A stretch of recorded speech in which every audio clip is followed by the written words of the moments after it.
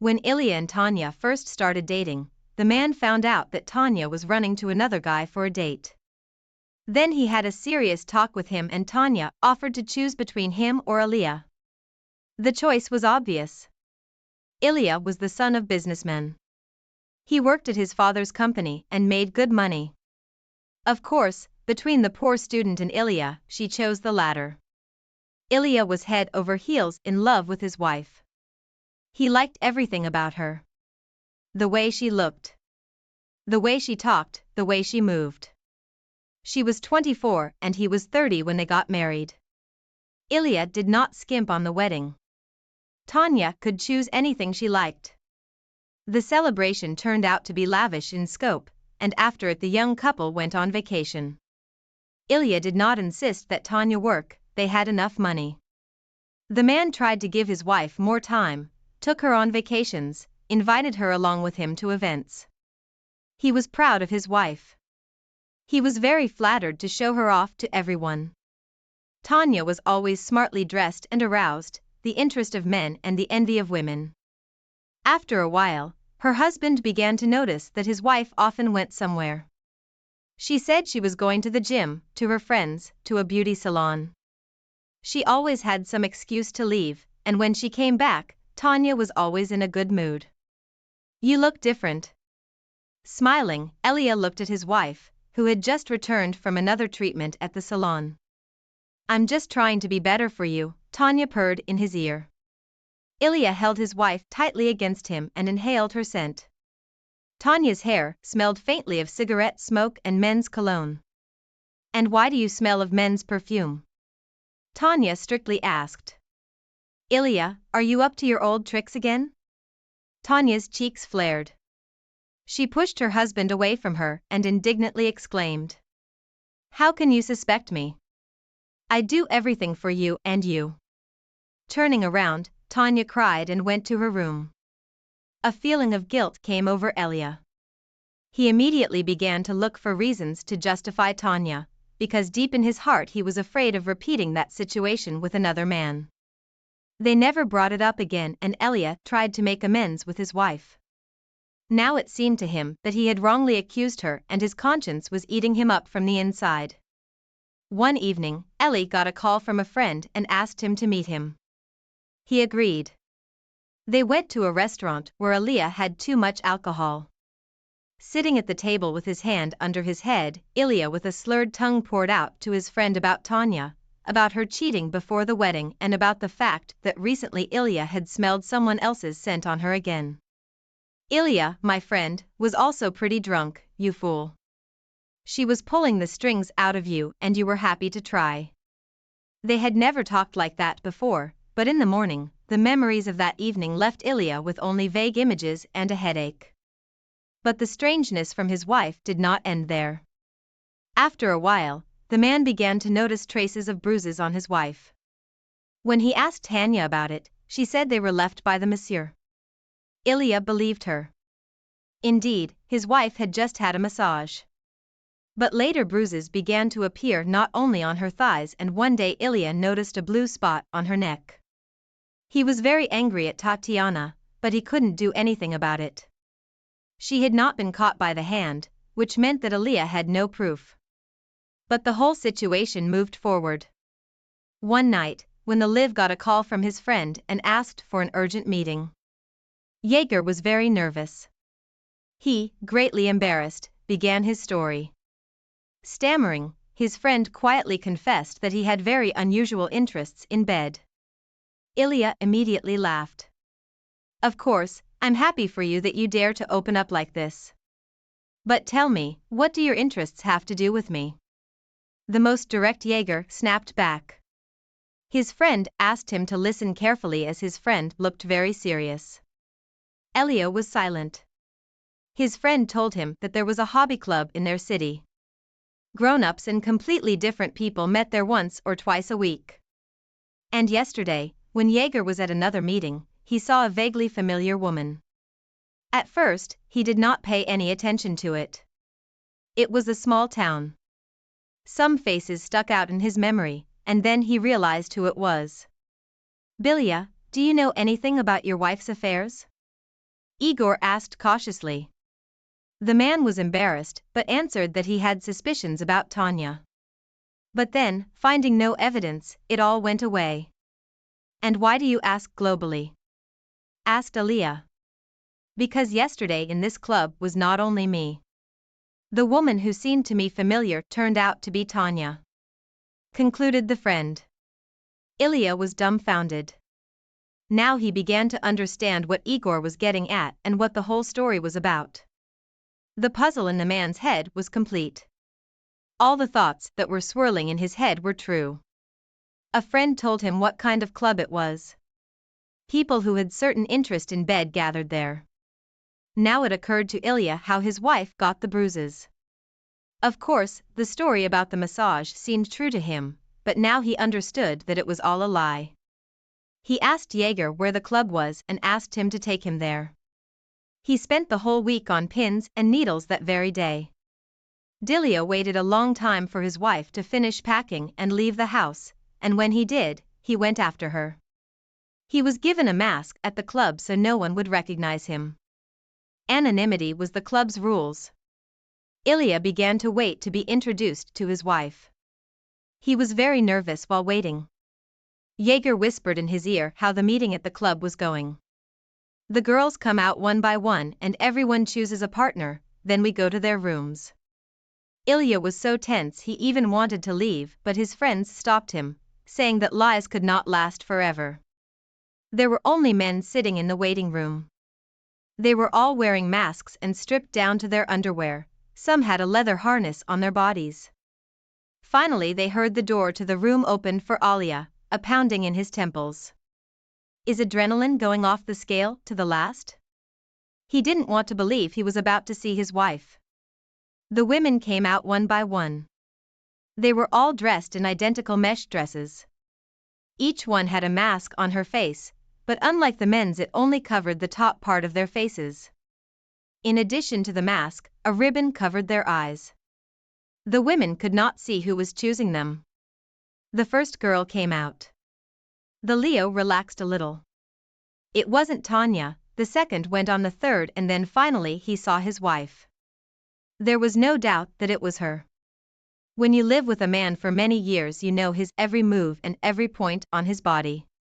The women lined up opposite the men. Ilya was about to rush to her but Jaeger stopped him. Don't spoil the other's evening, he said. Take her into the room and talk to her. Ilya stepped forward first. He was afraid that Tanya would be intercepted by someone else. He held out his hand to his wife and led her into the room. There he first removed the mask from himself and from Tanya. The woman's eyes adjusted to the light and she saw Aliyah in front of her. So tell me, has it started again? Asked and exhausted. Aliyah, what do you miss? I don't understand. You're all running around for men. Tanya looked at him defiantly, her face showed that she did not have the slightest bit of regret. I want to and I will, and you won't do anything to me. So many years you have put up with it, and you will put up with it again. You humiliated me in front of my friend. Ilya touched her shoulders. I will not stand for this. He tossed her a couple of dirty curses. Ilya left the room. Tanya shouted after him that she hated him. The man knew that he had allowed all this to happen himself, that he had originally got involved in this case, knowing the whole truth about Tanya, but always believed that family life would change her. But apparently there are some people for whom a quiet family life is simply contradicted. The spouse is divorced. Finally, the man told about the strange hobbies of Tanya to her parents. First, so they would not tire him with questions about the reasons for divorce, and secondly, so that her parents would somehow control their daughter and prevent her from completely sliding down the social ladder. Their town isn't the biggest, and rumors could easily spread. But the woman was not affected by her parents' entreaties to come to her senses. She was an adult and she could decide for herself what to do. As a result, not only her close friends but also her relatives turned away from her. That was the reason she did not tell anyone about her preferences. Relatives would consider it shameful. And so it turned out the ex-wife was still mad at Aaliyah for a long time for telling her parents and friends everything. But there was nothing she could do about it. The man felt cheated and Tanya made her choice. And every such choice always has consequences. The next story is even more interesting. Watch it all the way to the end, you will definitely be surprised. Vesel and Olga were married not long ago, although their relationship had already lasted 7 years. They were both in their 30s, they were both adults and self-sufficient, and it couldn't have been happier. They approached their marriage responsibly, without rushing headlong into it. They moved in together only after they got their passports stamped. Her grandmother left her apartment to Olia, and this was a real blessing for the young family. Each of the spouses had their own interests, their own activities. They always said they were modern enough not to follow each other, but only to follow themselves. Their favorite pastime was to have dinner together, watch some soap opera, and then drink tea in the kitchen by candlelight. That night, they also sat together after work, singing a second pot of tea for two. Imagine Moshka and hers are getting a divorce without taking her eyes off the phone, said her husband, Olga. Vasily was surprised Maria and her husband seemed such a beautiful couple. What happened? He asked. In response, Grishka decided to return to his first love. It turns out that for half a year, he'd been making love to Masha behind her back. Olga talked about it easily and at ease, as if adultery were an everyday occurrence and there was no need to pay attention to it. Vasily looked suspiciously at his wife. And you would forgive me for treason? He asked a provocative question. Wife still did not take your eyes off the screen, replied question by question. Do you plan to cheat? No, abruptly, he said. And I won't forgive you for it. Yes, it hurts. Olga lazily answered. Olga Vasia did not want to develop the subject further. The tone of the conversation he categorically did not like. He just shrugged and left the kitchen. For some reason, this seemingly insignificant conversation settled in the man's mind, and he periodically went over it in his thoughts. Never before had he even considered the possibility of cheating, not his wife, much less his own. And if Fazio was 100% sure of himself. Then to get inside Olia's head and see what she thought about it, the man could not, and it clearly bothered him. Vasily decided to share his thoughts with his friend, but he did not understand him and only ridiculed him. At first, he was offended at his friend for not offering the kind of support Vasia needed at a difficult time, but then he decided that his friend was right. He invents his own problems on the level playing field, after all. Cheating on Olga was never out of the question. She only shared a story from the life of his girlfriend, and already Vasily thought of everything else. The man began to notice that his wife suddenly liked to drive a car. At first she fought back, saying that she needed the license to dust on the shelf, and then suddenly she had a taste for it. He laughed about it behind her back, but never said anything to Ollie's face. Listen, who rides with you all the time? He asked me once when they were in the car together. He was annoyed. But can't you throw out the trash behind you? He continued. Oh yes, it's Masha, she is so stressed right now. I'm not going to scold her because of the trash. My wife tried to calm down the conflict.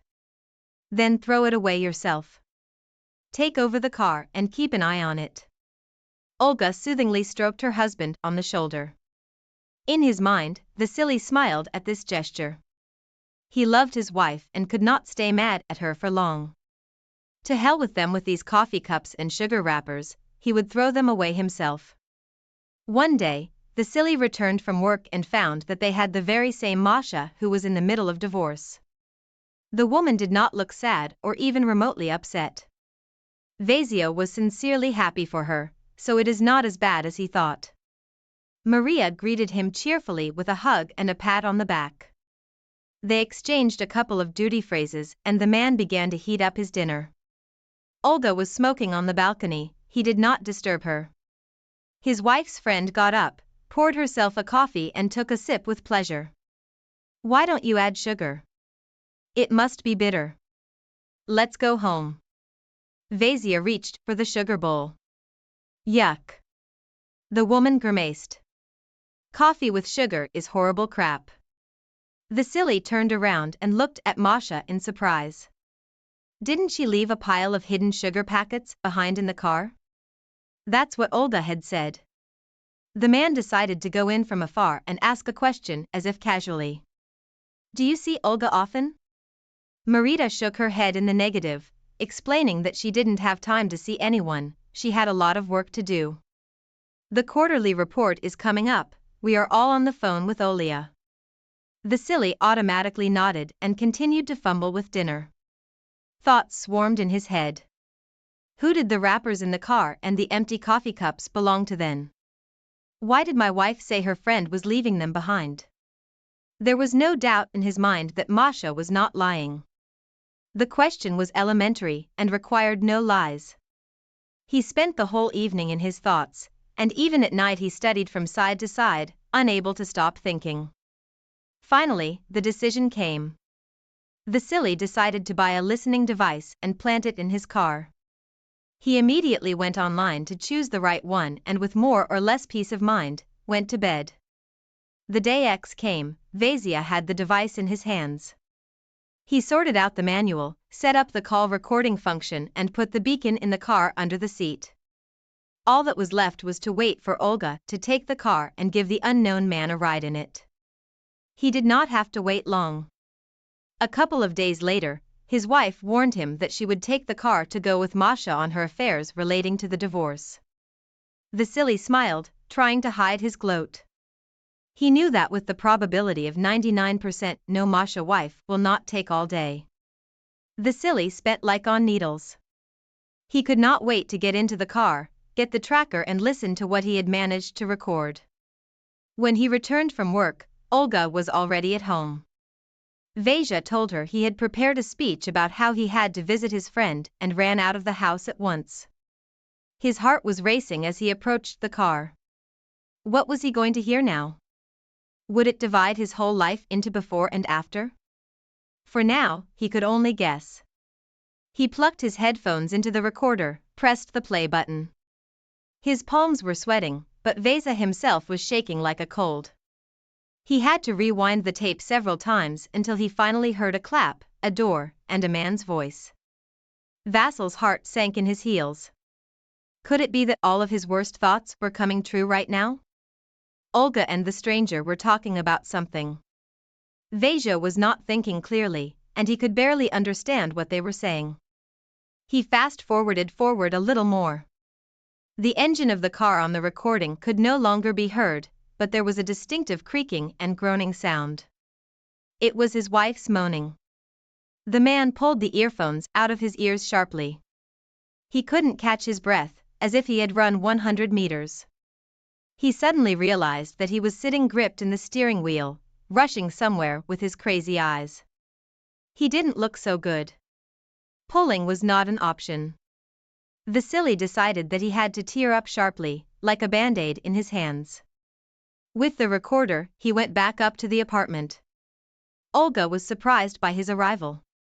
Vasia silently handed her the headphones and when she put them on, turned on the recording. Her pale face said it all.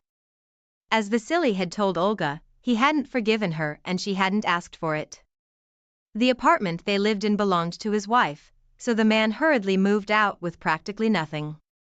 He lived with a friend for a while and then rented a small room. He knew from mutual acquaintances, of course, what was going on in the life of his ex-wife. She had sold her apartment in the neighborhood and moved to another one, apparently closer to her lover. Vasia decided no matter how much he wanted revenge, it did not work. Life after marriage for Olga was not as bad as he had dreamed. Soon too, he stopped musing on the subject himself and decided to move on.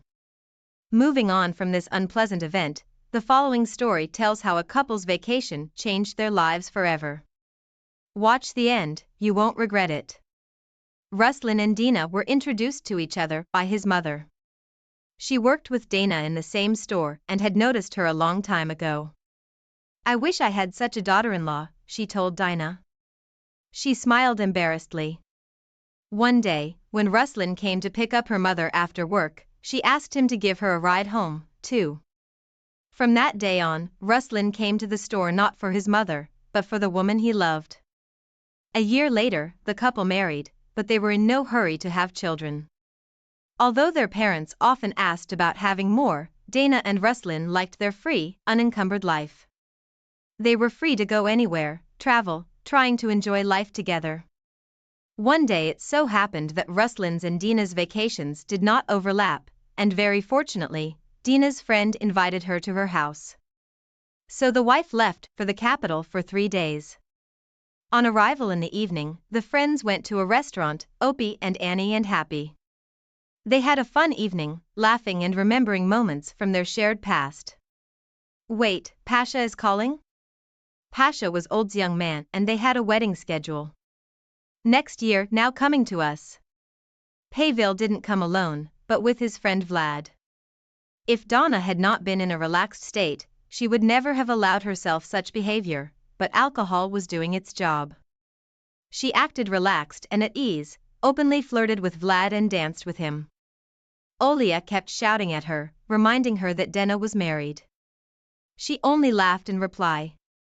She left the restaurant with Vlad and woke up in his bed in the morning. In frustrated feelings, with a splitting head, Dana gathered her things around the apartment of the man whom she knew only one evening. "What are you so noisy about this morning?" Vlad asked in a sleepy voice, rising from his bed on his elbows. Dina glanced at him again. Vlad had a beautiful pumped body and a pleasant face, charming, charismatic. All this on the lie of her intoxication condition gave rise to the passion and desire that culminated in intimacy with him. Everything was great, but I had to go. She pulled on jeans that smelled like cigarettes. "I'm actually married." After these words, Dina cried. Vlad said that nothing had happened, just a vacation romance. No one would know about it. As Dena flew back home, she raised this thought in her head the entire way. No one will know. Upon her arrival, her nostalgic husband surrounded her with care. She was so embarrassed by what she had done that she pulled away from him a little, which offended Ruslan. He wondered why his wife reacted to him sluggishly and without interest. After a month, Donna finally relaxed and began to think that no one would really know about her affair with Vlad. But it turned out to be much more complicated. She began to show signs of pregnancy. She ran with horror to the drugstore for a test. And at home, shaking his hands made all the necessary manipulations. Seconds of waiting seemed like an eternity. And the second bright line was the way to where there was no turning back. She pondered her situation for another week. But then she decided to tell her husband. The chance that he would be the father of the child was very high. When he saw the 2 stripes, Ruslan with joy twirled Dena in a dance. He always dreamed of having a child, but for a while he thought that he and his wife were too early to plan this and needed time to live for themselves. Despite her husband's joy, Dina spent the entire 9 months with a heavy burden on her heart. For the 100th time, she counted the days. The possibilities and the likelihood of Vlad becoming the father of this child. But it was all just to reassure her. Only DNA testing could tell the real result. At the height of summer, Dina gave birth to a daughter. She scrutinized the girl's facial features until her eyes hurt, trying to look for anything resembling her husband or Vlad. It was hard to compare. Vlad's face came vaguely to mind. Dana remembered little from that day. Immediately at the maternity hospital. In secret from her husband, she took a DNA test on the day they were discharged. A nurse brought an envelope with the documents that held the main secret of Dina and her daughter. With trembling hands, she opened the envelope and ran her eyes over the text. She cried with her hands over her eyes. At that moment, there was a knock on the door and she tossed the documents into her bag so no one would see them. A new life began for the family. Ruslan was happy in his role as a father. He enjoyed taking care of the baby, and Dina looked on sadly every time. Over time, she began to get used to the idea that Ruslan was the real father, their girl. When her daughter grew up, her husband decided to make a gift for his spouse, a joint vacation somewhere at sea. The trip was bought and they were getting ready to go on vacation little by little. But misfortune came whence they did not expect it. One evening, Ruslan was rummaging through the cupboards in search of some needed paper and stumbled upon a crumpled envelope without any identifying marks. Inside lay several papers. He glanced at them and was thrown into a cold sweat by what he was reading. Sitting down at the table, he scrutinized the paternity test document hit his and Dina's daughters. The text read that there was no match to the supposed father's DNA. Shocked by the information, he sat and re-read the document for the 100th time. A storm of emotions was brewing inside him. He heard the door open and from the threshold Dana shouted hi. Taking Tanya to her grandmother. I could go shopping normally. Footsteps were heard.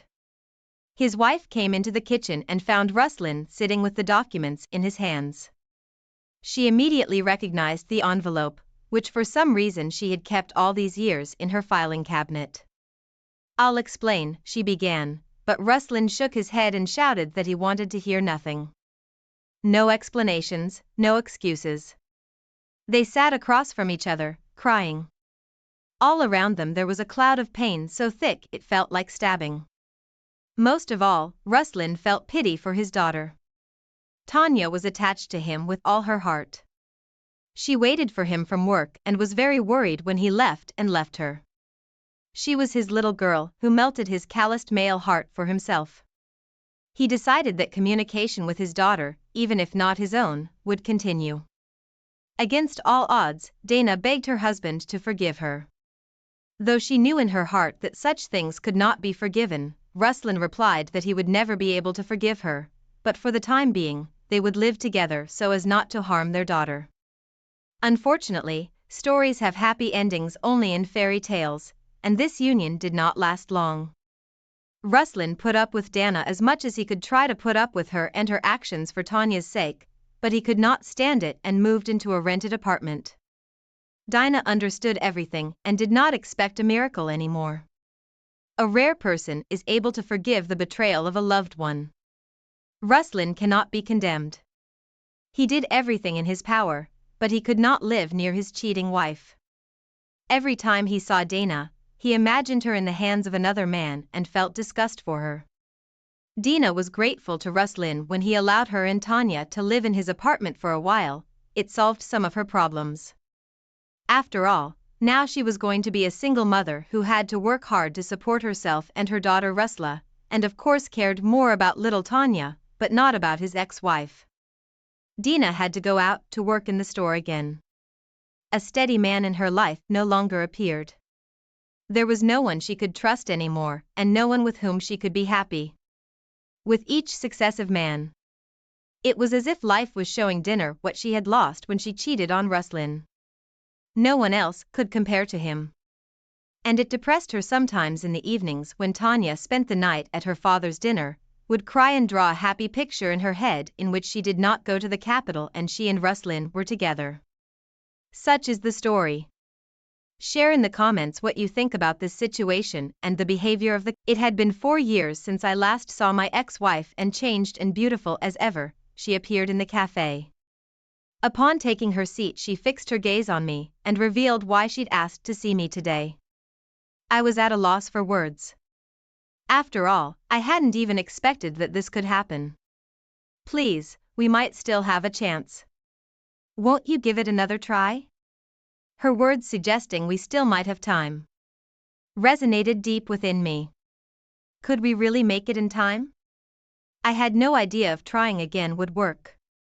However, I'd always regretted leaving my ex-wife, not being able to empathize with her feelings. I knew I'd certainly regret it if I pushed her away now. All right, let's give it a shot. And so the time started ticking again for the two of us. My name is Jeff Johnson. I'm 28 years old. I've been working at a securities firm since graduating from college. This job where big money moves. Initially the pressure was so great that I thought about quitting many times, but I kept questioning myself, wondering if I was only capable of this much, and somehow managed to keep going. Now, at the age of 28, I've become what they call an ace in the forum. Once I've made it this far, my ambition for my job kept growing. I wanted to improve my performance further and get promoted. I wanted to prove to everyone that I'm capable of more than they see. Even when I'm not at work, I've found myself thinking about it. The time I've spent with my wife, whom I married at 26, named Hannah, was gradually decreasing. Hannah, a stay-at-home wife, handled all household chores perfectly, providing well-balanced meals. She was a great wife since we were childhood friends. We've been together for more than 20 years now. Her father was a benefactor in my life. Hannah's father used to teach children martial arts at a local gym. I had been attending it since I was in elementary school. My own father passed away when I was in the 3rd grade. My parents were estranged from our relatives, so it was just my mom and me after that. But my mom was often bedridden due to the shock of losing my father. I was still a child and without any relatives to turn to. I didn't know what to do and felt completely lost. It was then that Hannah's father, a man named George, came to our rescue. George had lost his wife and was raising Hannah on his own. Perhaps it was because of that he understood how my mother, who had just become a single parent, might be feeling. He explained this to me with a kind voice. He really helped us out by calling the insurance company, my mother's employer, and the people at the municipal office, even asking them to help with some administrative procedures. There were also times when he took me in and let me stay over at his place. Thanks to George stepping in, my mother was able to rest. She gradually recovered. It was around that time that's when Hannah stopped being just the daughter of the instructor. Hannah and George became like family to me. When I, now an adult, went to George to tell him that I wanted to marry Hannah, he was overjoyed. "Jeff, I've always considered you as a son. I'm so happy to know that you'll truly be my son now." I think I'll never forget how he told me this with a smile. I was supposed to have had a happy marriage, blessed by my benefactor, but I ended up divorcing Hannah. It was all my fault. Hannah was always concerned about my health and tried to cherish our time together. "Are you all right? Shouldn't you take a break? How about we go to a spot together next time? Let's relax."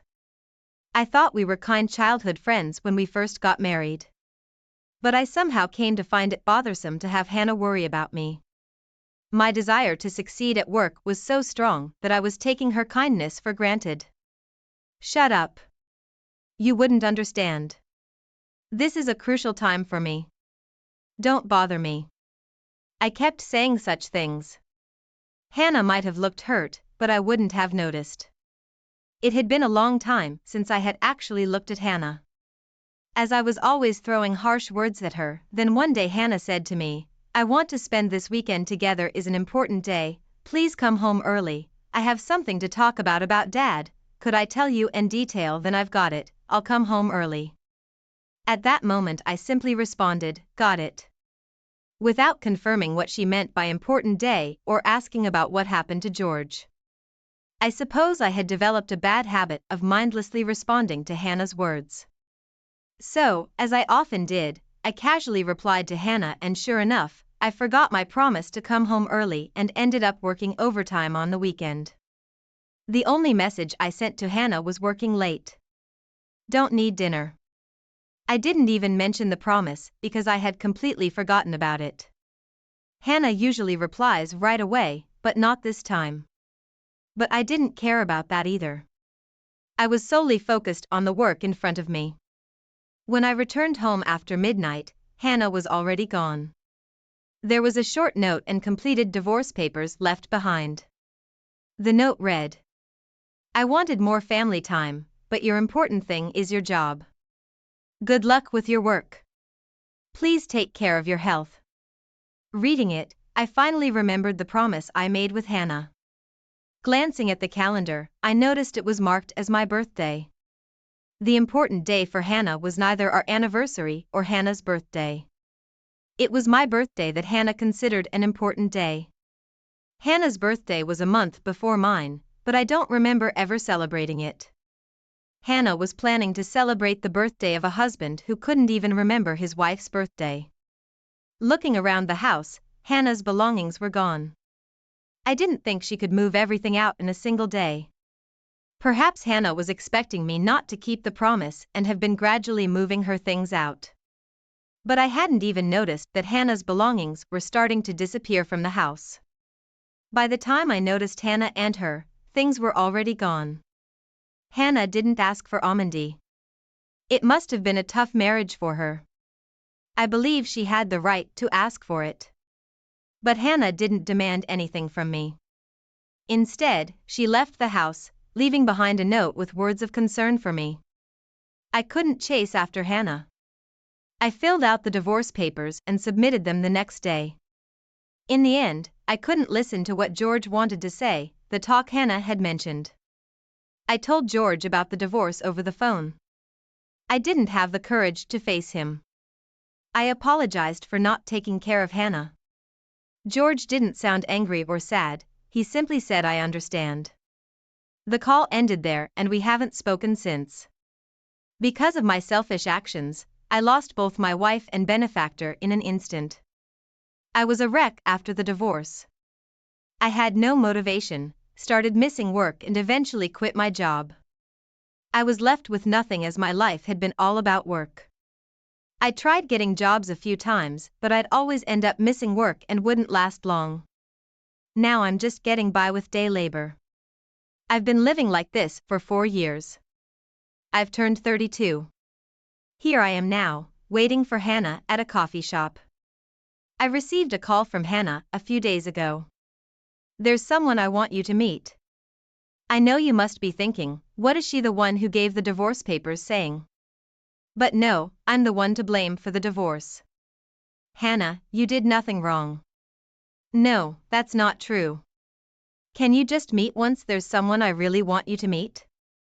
Someone you want to meet, someone I know you know him, but also you don't. I didn't understand what she meant, but I decided to meet him. I've always wanted to apologize to Hannah directly. This might be my last chance. The old-fashioned door chime of the coffee shop rang as I turned towards the entrance. There were Hannah and her father, George. When I gave a small wave as a sigh, Hannah came over. The person she wanted me to meet was George. I was curious about what kind of person he would be. As she said, you know them, but also you don't. Hannah still looked as beautiful as ever. It was a stark contrast to how worn out I'd become in the past 4 years. Jeff, it's been a while. You look like you've lost some weight. Is worth keeping you busy. I know. I quit my old job. What? Oh, I see. Hearing that I had quit my job, Hannah kindly did not ask me for details, as if she had guessed what was going on. Miss, who is this gentleman over here?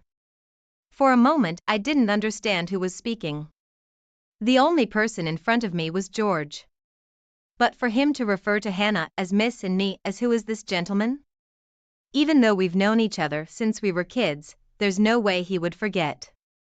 He is not the kind of person who goes around deliberately saying things the wrong way. That's why I was so puzzled, staring at Hannah, then looking down with a sad expression. Hannah said. My dad, you see, he has dementia. Dementia. I'd heard of it, of course, but I didn't fully comprehend it until then. But I felt something was off about George. He had a constant smile on his face. He was always a cheerful person, but he used to have a dignified presence. Now he just looks like a jolly old man, always grinning. Actually, even before the divorce, I had been noticing that he was becoming more forgetful. After the divorce, signs of dementia began to emerge gradually. Now there are times when he can't recognize me as he used to. Hannah revealed with a sigh. So there were signs before the divorce too. I couldn't hide my shock at the change in my benefactor. Why didn't you tell me? I wanted to, but you were always so busy with work. I thought we could talk about it leisurely at a birthday celebration or something. Right. It was my fault that we didn't have time to talk. I'm sorry you had to move out your stuff bit by bit, didn't you? Yes. I'm sorry. I can fully trust you. I was moving my belongings into a storage container bit by bit. I thought I could move back home if you kept your promises, but you didn't. You never came home early. So I moved my stuff from the storage container to a studio apartment after the divorce. Perhaps Hannah would still be with me as a family, if only I had kept my promises. I felt pathetic for having lost something so precious. I'm truly sorry for those times. After the divorce, I lost my motivation and quit my job. I used to think work was everything. I wasn't really paying attention to you, Hannah. It's okay now. I've also been holding back not expressing my feelings because I was a housewife.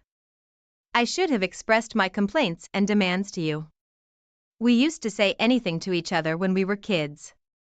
I wonder when we stopped talking to each other. Hannah's words pierced my heart. We were childhood friends who ended up marrying each other. We had a long-standing relationship, yet things still didn't work out. Just because we were childhood friends, just because we were married, I shouldn't have taken communication for granted. I was filled with feelings of regret and remorse.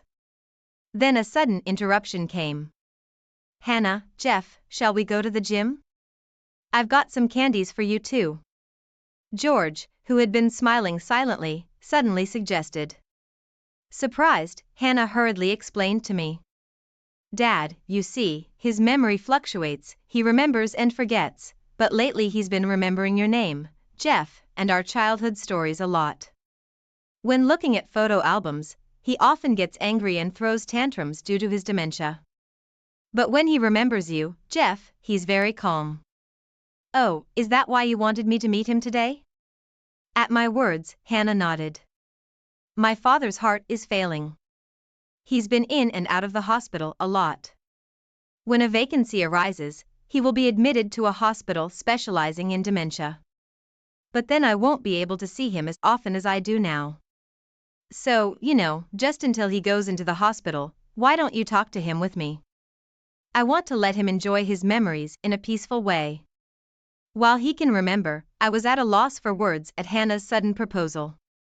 But it's Hannah's wish. And more importantly, if it can make George my benefactor can be immersed in his memories peacefully. I wanted to do whatever I could. So what about you, Jeff and Hannah? Are you guys off to play outside again? You two are always full of energy.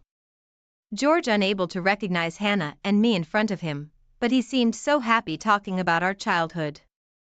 Please, I think we still have time. I'm sorry for the trouble I caused you. Due to the divorce, I haven't been able to do anything for him. That's why I want to do what I can for my father now. What exactly should I do? Why don't we spend time together again? They have tea like this sometimes. Go to the gym that often says he needs to pick up Hannah and Jeff from elementary school, so he might be happy if we take him there. We weren't a good married couple, were we? But we were more like a family when we were kids. I want to recreate those times when the three of us spent time together. I think Dad will remember more if we do that. I want him to enjoy his memories. Hannah sounded very serious. I wonder if I can do it. I failed to cherish Hannah. I'm such a loser. I hope I won't ruin George's memories. That won't happen. Let's try to remember how we felt when we were kids. I'm sure we were considerate of each other. Shall we try again? At Hannah's words, my heart was set. For the next 6 months, until a bed became available in the specialized dementia hospital, I spent as much time as I could with Hannah and George. George would suddenly get angry or zone out, but whenever we opened the photo album or when Hannah and I visited the places from our memories, he was always calm. There were times when he seemed to recognize us in others when he didn't, but that didn't really matter. George was able to enjoy his memories. That was enough. Hannah and I talked a lot more than when we were married.